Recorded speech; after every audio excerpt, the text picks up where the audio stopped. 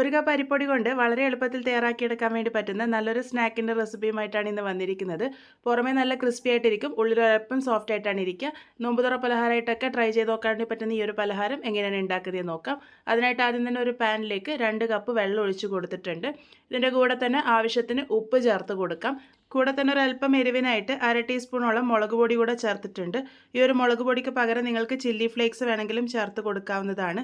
എല്ലാം കൂടെ നന്നായിട്ട് ഇളക്കി യോജിപ്പിച്ച് കൊടുത്തതിന് ശേഷം ഈ ഒരു വെള്ളം തിളച്ച് വരാൻ വേണ്ടിയിട്ട് വെയിറ്റ് ചെയ്യാം. വെള്ളം ഇതുപോലെ നന്നായിട്ട് തിളച്ച് വന്നതിന് ശേഷം ഇതിലേക്ക് 1 കപ്പ് അരിപ്പൊടിയാണ് ചേർത്ത് കൊടുത്തിരിക്കുന്നത്. വറുത്ത നല്ല ഫൈനായിട്ടുള്ള അരിപ്പൊടിയാണ് ഇവിടെ ചേർത്ത് കൊടുത്തിരിക്കുന്നത്. പത്തിരിപ്പൊടി എന്ന് പറഞ്ഞ് കടയിൽ നിന്നും വാങ്ങാൻ കിട്ടുന്ന ആ ഒരു പൊടി ഉപയോഗിക്കാം. ഇതുപോലെ കുറച്ച് സമയം ഇളക്കി യോജിപ്പിച്ച് കൊടുക്കുമ്പോൾ അത് പാനിൽ നിന്നൊക്കെ നന്നായിട്ട് റിലീസ് ചെയ്യുന്ന ആ ഒരു പാകത്തിലേക്ക് ആയി കിട്ടും. ആ ഒരു പാകാകുന്നവരെ മാത്രം വേവിച്ചെടുത്താൽ മതി. അതിനുശേഷം അത് പാത്രത്തിലേക്ക് മാറ്റിയെടുത്തിട്ടുണ്ട്. ഇതിൻ്റെ ചൂടാറാൻ വേണ്ടി മാറ്റി വയ്ക്കാം. ചൂടൊരൽപ്പം മാറി വന്നതിന് ശേഷം ഇതിലേക്ക് അത്യാവശ്യം വലുപ്പമുള്ള ഒരു ഉരുളക്കിഴങ്ങ് പുഴുങ്ങിയെടുത്ത് ഒന്ന് ഉടച്ചെടുത്തിരിക്കുന്നത് ചേർത്ത് കൊടുത്തിട്ടുണ്ട്. കൂടെ തന്നെ ഒരു മീഡിയം വലുപ്പത്തിലുള്ള സവാള കനം കുറച്ച് അരിഞ്ഞതും കൂടെ ചേർത്ത് കൊടുക്കാം.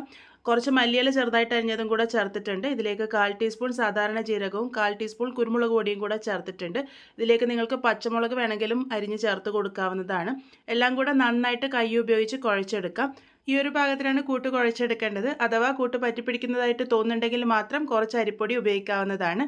ഇനി ഇത് പരത്തിയെടുക്കാം. അതിനായിട്ട് ചപ്പാത്തി പലകയിലേക്ക് കുറച്ച് എണ്ണ ഇതുപോലെ ഒന്ന് സ്പ്രെഡ് ചെയ്ത് കൊടുത്തതിന് ശേഷം നമ്മൾ തയ്യാറാക്കി വെച്ചിരിക്കുന്ന കൂട്ടിൻ്റെ പകുതി ഭാഗം എടുത്ത് കൈ ഉപയോഗിച്ച് ഇതുപോലെ ഒന്ന് പരത്തിയെടുത്തിട്ടുണ്ട്. ഒരല്പം കനത്തിൽ വേണം പരത്തിയെടുക്കാൻ വേണ്ടിയിട്ട്. അതിനുശേഷം ഇതുപോലെ കട്ട് ചെയ്തെടുക്കാം. 8ആയിട്ട് കട്ട് ചെയ്തെടുത്തിട്ടുണ്ട്. നിങ്ങൾക്ക് ഇഷ്ടമുള്ള ഏത് ഷേപ്പ് വേണമെങ്കിലും കൊടുക്കാവുന്നതാണ്. അതിനുശേഷം ഇത് ആ ഒരു പലകയിൽ നിന്ന് ഇളക്കി മാറ്റാം. അടിയിൽ എണ്ണയാക്കിയത് കൊണ്ട് തന്നെ ഈസി ആയിട്ട് നമുക്ക് ഇളക്കിയെടുക്കാൻ വേണ്ടി പറ്റും. അരികുകളൊന്ന് ഷേപ്പ് ചെയ്തെടുത്തതിന് ശേഷം ഇത് ഡീപ് ഫ്രൈ ചെയ്തെടുക്കാം. കുറച്ച് എണ്ണ നേരത്തെ ചൂടാക്കാൻ വേണ്ടി വെച്ചിരുന്നു. എണ്ണ നല്ലപോലെ ചൂടായി വന്നതിന് ശേഷം വേണം ഇതിട്ട് കൊടുക്കാൻ വേണ്ടിയിട്ട്. അതിനുശേഷം മീഡിയം ടു ഹൈ ഫ്ലെയിമിൽ വെച്ചിട്ട് വേണം കുക്ക് ചെയ്തെടുക്കാൻ വേണ്ടിയിട്ട്.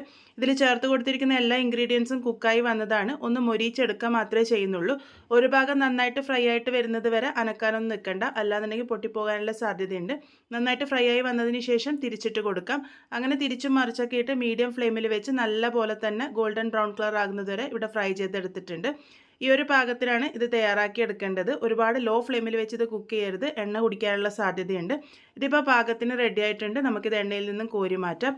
ഇതേപോലെ തന്നെ ബാക്കിയുള്ളതൊക്കെ റെഡിയാക്കി എടുക്കാം. നല്ല ടേസ്റ്റി ആയിട്ടുള്ള നമ്മുടെ സ്നാക്ക് ഇവിടെ റെഡി ആയിട്ടുണ്ട്. വളരെ എളുപ്പത്തിൽ തയ്യാറാക്കിയെടുക്കാൻ വേണ്ടി പറ്റുന്ന, എല്ലാവരുടെയും വീട്ടിൽ സാധാരണഗതിയിൽ കാണുന്ന ചേരുവകൾ മാത്രമേ ഉപയോഗിച്ചിട്ടുള്ളൂ.